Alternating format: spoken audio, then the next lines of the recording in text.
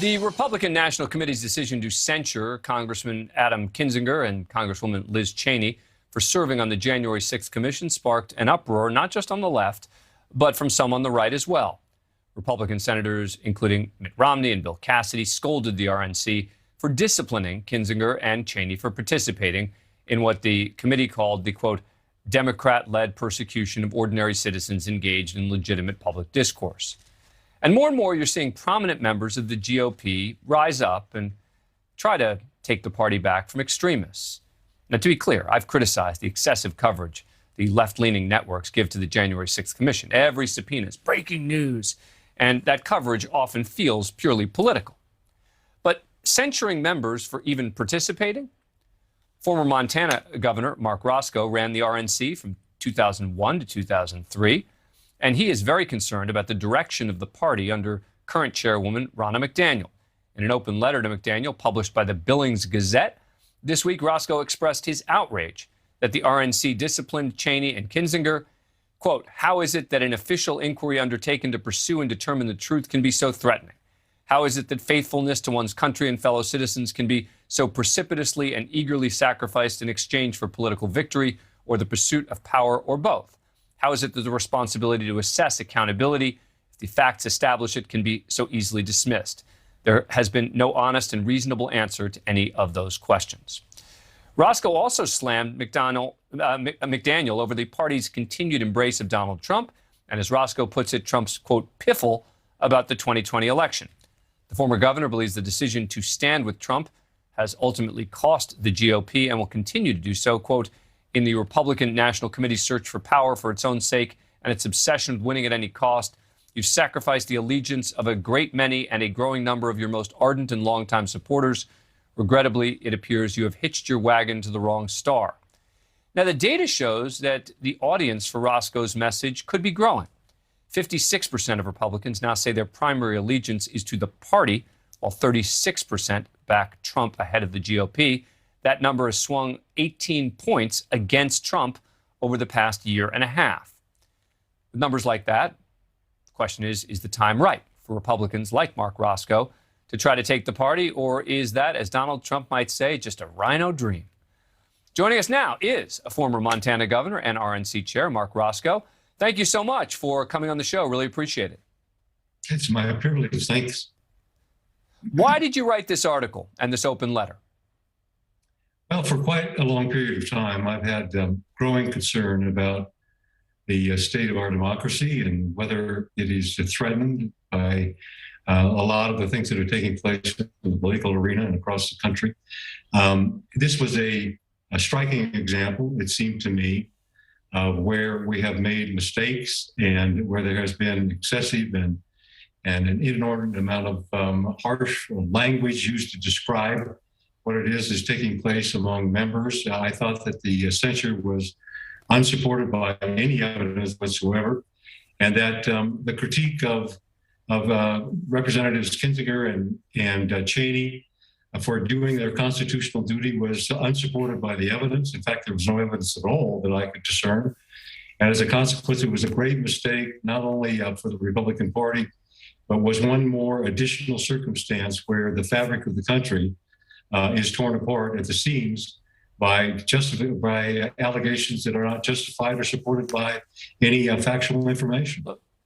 Let me believe you believe the GOP is ignoring what you call the great middle. It's the group that we target on this show. To quote from your letter, you say, I believe you and the members of the committee have substantially underestimated the great middle of America and what's happening with all of those good and decent people from sea to shining sea made up of Democrats, Republicans, and independents. The great middle is in the process of organizing itself with a higher goal, quietly but surely, not by express agreement or party affiliation, by the standards of decency, integrity, honor, and faithfulness to the best interests of the Republic. I have to tell you that I often feel like we've been abandoned by both parties, but I worry that the primary process ensures that we will continue to be marginalized. Well, I think you're entirely correct. And that's actually one of the concrete steps that we're going to try and initiate in the state of Montana, either a bill before the legislature or an initiative process, because it's about to have a nonpartisan primary election. The grooming of candidates by the parties, both Democrat and Republican, and only providing a passage through the gate of those that meet their approval, we think deprives the majority of Americans the opportunity to choose the candidates that ultimately are in a contest against each other in a general election. So I think your critique is spot on. Let me ask you this. Some are going to say that it's almost all Republicans who are out of power, who are complaining about the direction of the party, and that the leadership has left folks like you behind, and that, you know, they're happy to say sayonara to what they would describe as a rhino. What's your response?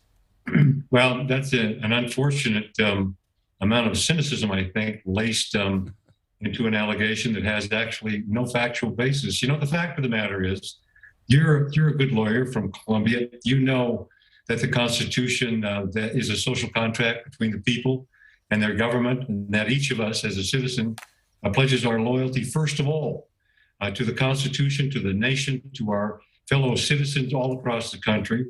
And that political party is something that comes second. And the fact is that as you talk to the people across this nation, and frankly, all of the feedback I've gotten almost overwhelmingly has voiced the same concerns that I have, that the fabric of the country is being torn apart, and it can be corrected, it can be fixed, we can be resilient, but we have to go about returning back to the timeless values that have served this country so well for so long. And once again, embrace the constitutional principles that makes each one of us a citizen. Just moments ago, House Minority Leader Kevin McCarthy endorsed a pretty far-right candidate running against Liz Cheney, which would seem to indicate that, again, the heart of the party, he will probably become the majority leader if the Republicans take the House, are not on the same page as you on this. Do you still consider yourself a Republican? Absolutely. I'm a conservative, and I probably occupy the center-right part of the political spectrum, but I have absolutely no desire nor inclination to abandon my party. I've been a part of it for many decades. I just think that they have been captured by notions that they think are the currency of the day, and I believe the majority of the American people don't see it that way. And we're seeing more and more evidence of that, and my letter to them was meant to show them or illustrate to them they've made terrible mistakes by assuming the things they've assumed and by pledging their allegiance to facts and circumstances that aren't established by any realistic or competent information or evidence. So if they keep going down that path, in my judgment, they're going to regret it. In fact, I would suspect, I'd suggest to you tonight that there are a great many of them already that regret it. I've gotten calls from around the country, just as many from Democrats as Republicans. And Mr. Abrams, I'm not complaining about just Republicans. I'm talking about what we're doing in this nation with our political affairs and our deliberations. Look, I agree. I talk about it all the time on the show. It's the reason we wanted you on this show, is because what we try to do on this program is advocate for the middle, advocate for common sense, to avoid the extremes, to call out the political extremes on both sides. I try and do that on a regular basis. It's never good enough for the right. It's never good enough for the left, depending on what story I'm doing. Today, I'm sure that the right and the far right will be very upset and claim, oh, you have him on, et cetera. But this is what I deal with on a regular basis, and we're thrilled that you came on the show. Thank you so much. We appreciate it. It's my privilege. Thank you. Coming up, Fox News deserves praise for its international coverage. They are often the best at it. So why do they shoot themselves in the foot by allowing someone like Maria Bartiromo, who's supposedly a news anchor, to say truly crazy things about what's happening in Ukraine and Russia? That's next. Time now for our Mediaite Moments, where we check in on the day's bias, buzz, and bull in the world of cable news and beyond. Fox News catches a lot of grief for their hyperbolic opinion shows, much of it well-deserved. Overlooked, however, is Fox News' international coverage. As CNN pivoted to domestic, left-leaning opinion, I believe that often Fox has the most comprehensive and thorough international coverage. For example, as the conflict between Russia and Ukraine comes dangerously close to a full-blown war, Fox News was among the first to report about a bombed Ukrainian kindergarten. We are seeing these images of a kindergarten that appears to be hit with a shell that was fired by Russian-backed separatists. That, according to the Ukrainian foreign minister, who did say heavy weapons were used on this village. But for all the really good international journalism they present, there are also the analysts on there who can do their real reporters a grave disservice by undermining their reports with just the aim of taking political jabs. Take, for example, the narrative that somehow this international conflict is a wag the dog scenario invented by the Biden administration to somehow avoid drawing attention to special counsel John Durham's filing. Wag the Dog is, of course, the late 90s movie that depicts a fictional president creating a fake war to distract the nation from an embarrassing scandal. There are many views on all sorts of things around the world, but our job is to make sure that the games take place and the magic of the games can happen and that we can improve the world through sport.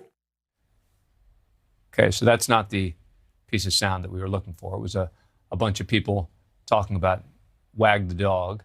Do we have the rest of the sound for this segment? Anyway, the Biden administration directed Putin to amass over 100,000 troops on the Ukrainian border, a fact that even the Russians have admitted to. And I did a segment on Monday questioning if Putin will actually do it. But the notion that this fear is all invented, and the key sound, which I don't think we have now, right, from Maria Bartiromo? Do we not have that?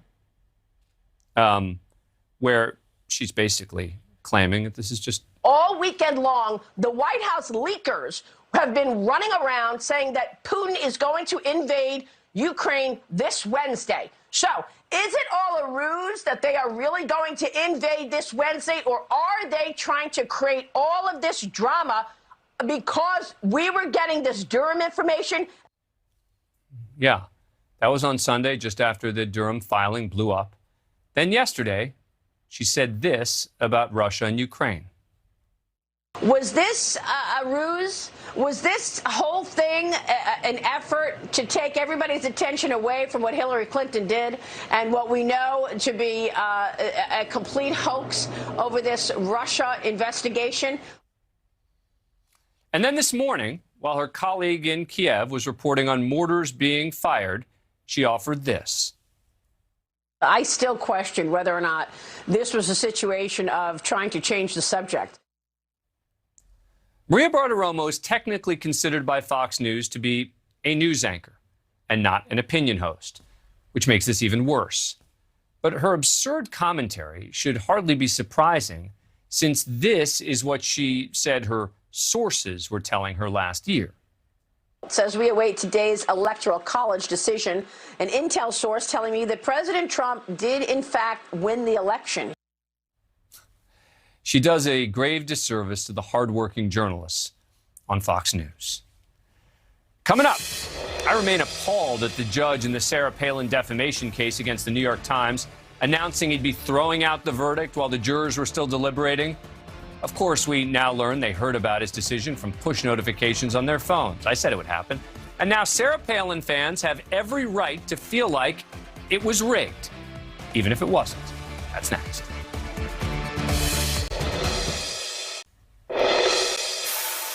I continue to be horrified that a judge in the Sarah Palin case against the New York Times announced his decision to toss the case while the jury was still deliberating.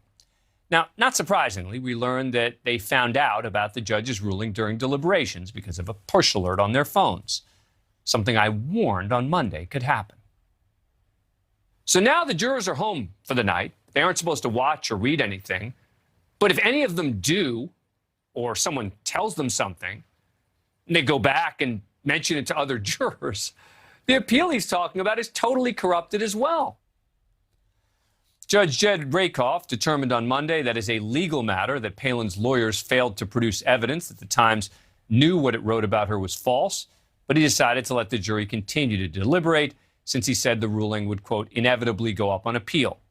Judge Rakoff defended his actions in a court filing yesterday, saying in part, the jurors repeatedly assured the court's law clerk that these notifications had not affected them in any way or played any role whatever in their deliberations.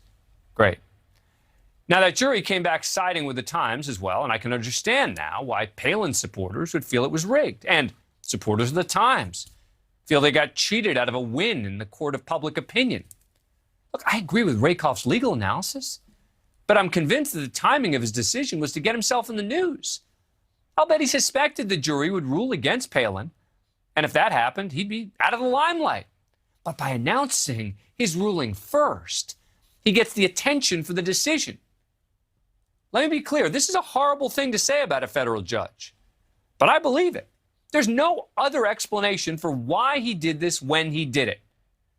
Now remember, the dispute between Palin and the Times stems back to a 2017 op-ed in which they falsely claimed there was a tie between ads run by Palin's super PAC and the 2011 shooting in Arizona, which killed 6 people and severely injured Congresswoman Gabby Giffords.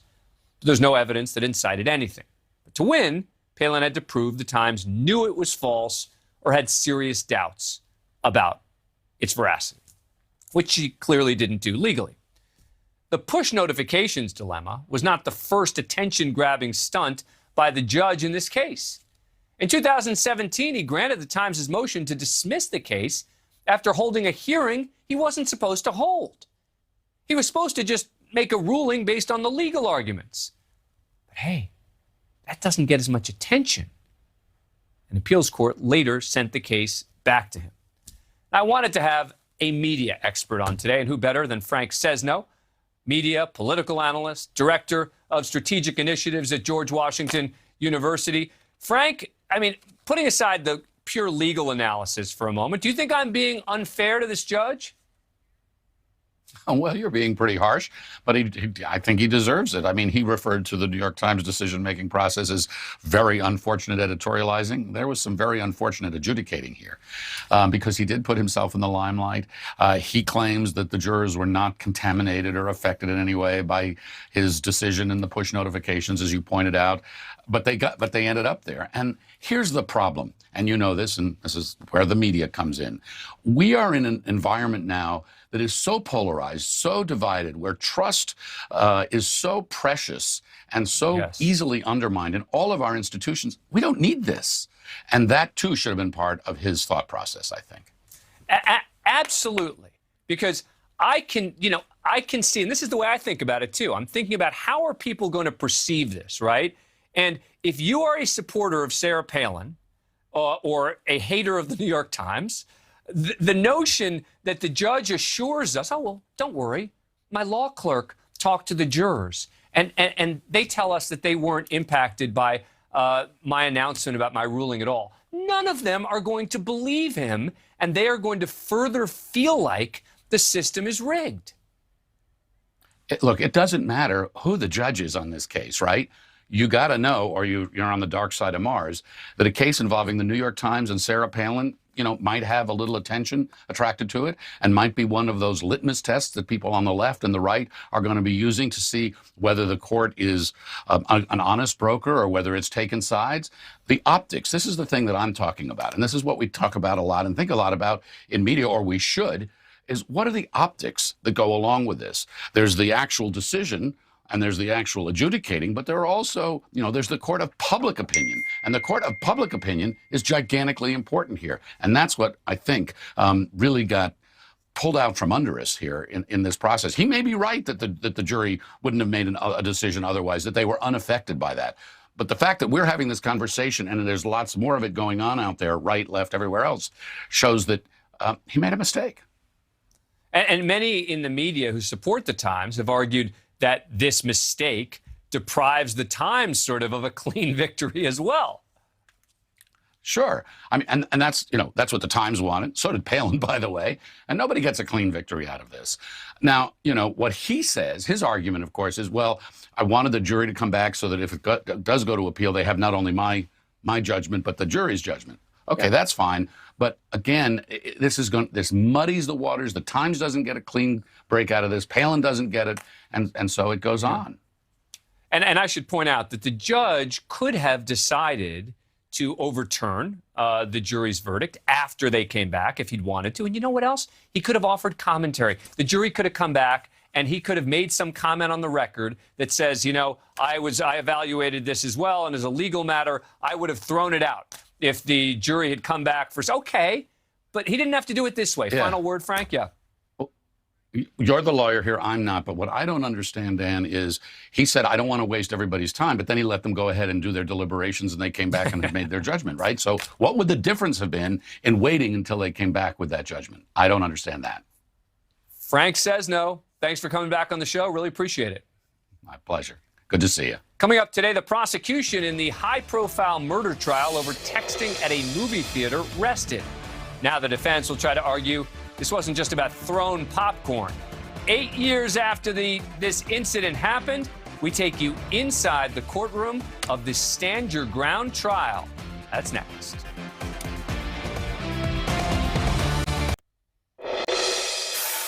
The prosecution rested today in the movie theater murder trial of a former Florida police captain. 8 years after Curtis Reeves shot Chad Olson in an argument over texting during previews at a Monday matinee, the case finally went to trial this week. Remember, this is the security footage of the incident. Starts with Reeves leaving the theater, heading to the lobby to go report Olson to a manager for not turning off his cell phone. Then returns to his seat, and as you can see, the moment of the shooting. First off to the side, you see popcorn being thrown in the air. Reeves then reaches into his pocket, pulls out a handgun, and shoots Olson in the chest. On its way, the bullet hits Nicole Olson's hand as she puts it up against her husband's body. Reeves is now 79, faces charges of second-degree murder and aggravated battery for killing Olson and also for shooting Olson's wife when the bullet pierced her hand. Reeves is claiming self-defense. During this trial, he's maintained that Olson attacked him and was about to punch him in the face. Happened in January 2014 at a theater outside of Tampa. The defendant, Reeves, and his wife were sitting just behind the Olsons. In opening statements this week, prosecutors argued Reeves was never in danger, that he acted just out of anger when Olson tossed a bag of popcorn at him. The defense says it was about much more than the popcorn, painting Olson as the angry one, in their words, a pressure cooker ready to pop. Olson's wife offered some powerful eyewitness testimony against Reeves, painting him as the aggressor from the moment Reeves asked her husband to put away his phone. It was just rude. It was demanding. It was like it was an order.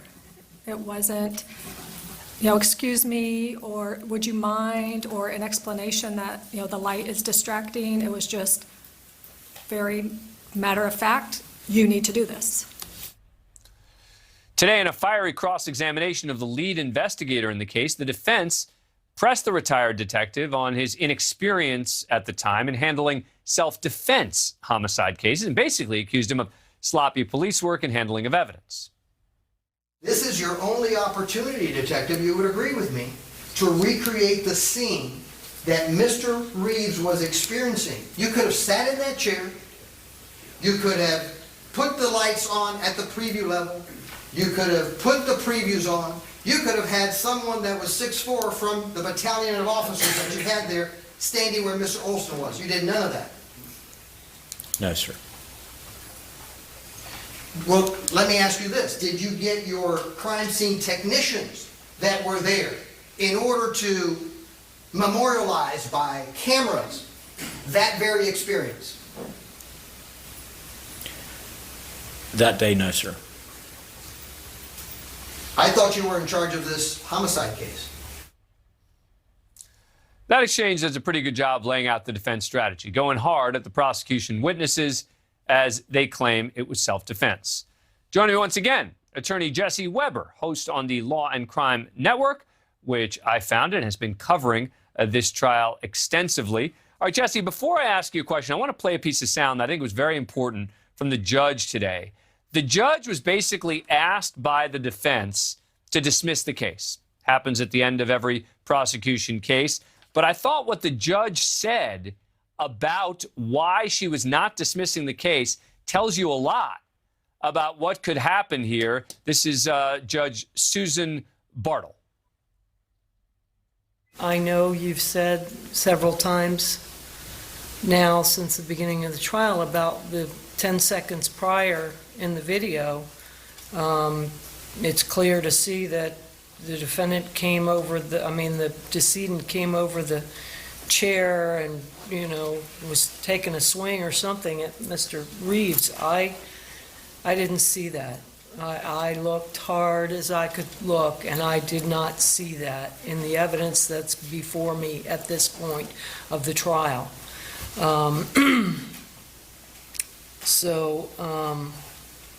I think that evidence refutes the claim that there was the first attack that it's been called. Jesse Weber, I mean, that's not really legal analysis. That's more factual analysis of what they've presented. And that seems to me to be potentially very bad news for the defendant in this case. You have to imagine that's what some of the jurors are thinking at this point, too. We haven't heard any defense witnesses. We know they're going to probably call a defense use of force expert. We know that they're going to call Reeves' wife to the stand. But the problem is the prosecution put on such a strong case. All the moviegoers, all the people in that theater did not see Chad Olson throw a cell phone at the defendant. None of them said that he threw a punch. There was some testimony that he might have been leaning over the seat, but nothing overly aggressive. The major theme here is that the person who started this was really the defendant, and we know that he's the one who finished it. So at the end of the day, if that's what the judge is thinking, and by the way, really good job for the Reeves defense counsel to make sure this wasn't a bench trial, meaning the judge was to decide this case, because I think we know where the judge would go. But the jury at this point might be decided. I know they're curious about what the defense goes with, but that's how strong the prosecution's case was this week. And here is more of Nicole Olson, the victim's wife, who was there and who was injured in the shooting, testifying this week. Figuring out what happened. I mean, I knew a shot had rang out, but I didn't know where he was shot or what our injuries were, other than my hand felt like it was gone off of my arm, and I'm watching him collapse, so I know it's bad. It was just shock, I think, panic. So that's the victim's wife, and now we're expecting the defendant, Reeves' wife, to take the stand and basically support his account that it was self-defense. You would think so, but let's not forget, she actually testified in a prior hearing, the Stand Your Ground hearing back in 2017. Some of her testimony really helps her husband, because she said that she was not only very scared, not only afraid of Olson's, vulgar language, she actually thought he was coming towards her. But there was a piece of her testimony in 2017 that wasn't so good for her husband. And that's after he opens fire. She basically said, "What are you doing? You can't open fire in the middle of a movie theater." And he kind of quieted her down.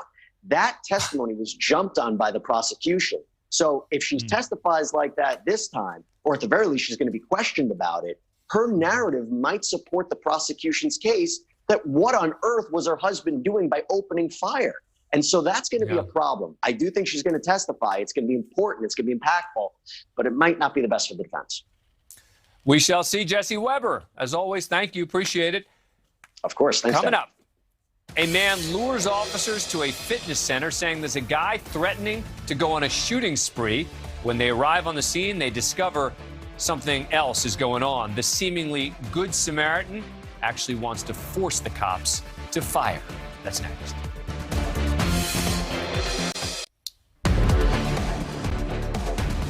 We are on scene with police in Fresno, California, showing the dangers that officers face every day. Before we show you the body cam and surveillance video, it starts with a 911 call.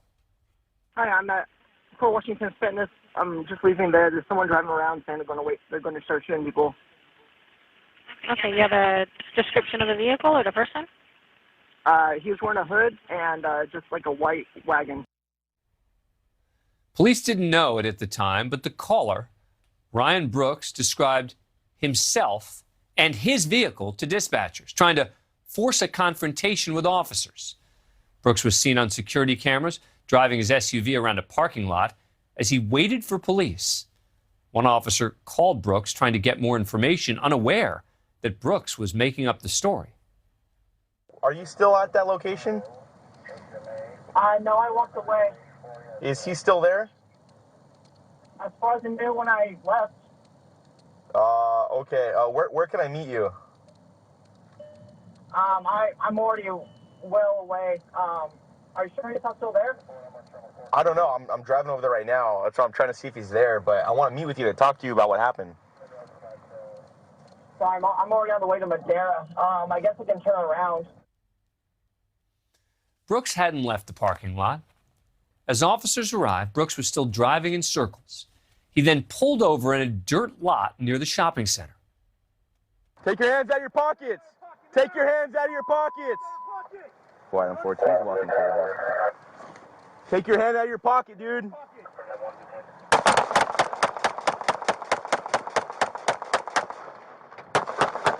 Shots fired, shots fired. Brooks had gotten out of his vehicle with his hand in the pocket of his hoodie and walked towards officers as they told him to put up his hands. He quickly pulled something out of the pocket and took a stance as if he was going to shoot. Officers opened fire and Brooks fell to the ground. Brooks sat up and officers fired again. It was later found that Brooks had pointed a squirt gun at officers in the hopes that police would shoot and kill him. He survived and was cited for 2 misdemeanors. This incident is still under investigation. Joined now by Sheriff Michael Chitwood, who is going to take us through what we just saw there. Sheriff, you're in Volusia County.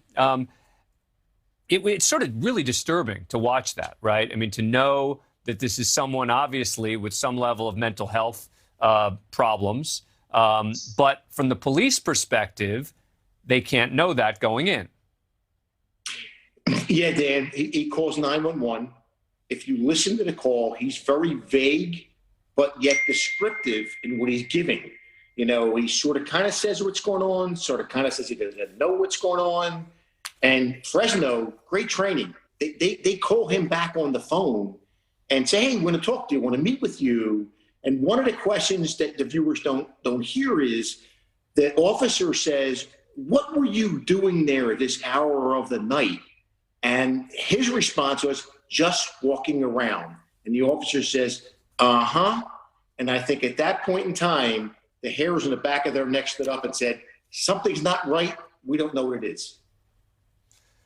Right. And so they probably are now approaching this situation maybe even more cautiously than they might have otherwise? Absolutely. Something's not adding up. And then you watch what he does, Dan.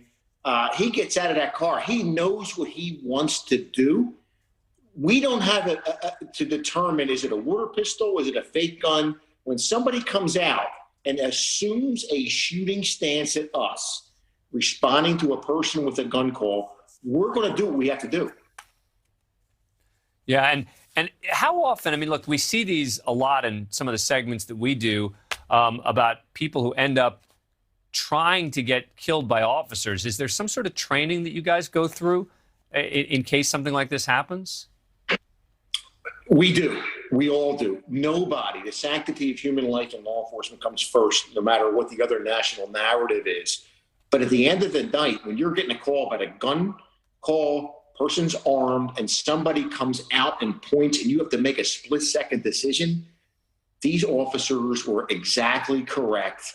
And even after he was shot, Dan, he sits up. And people say, well, nobody can shoot or wound you when they're wounded or sitting or laying down. BS. Yep.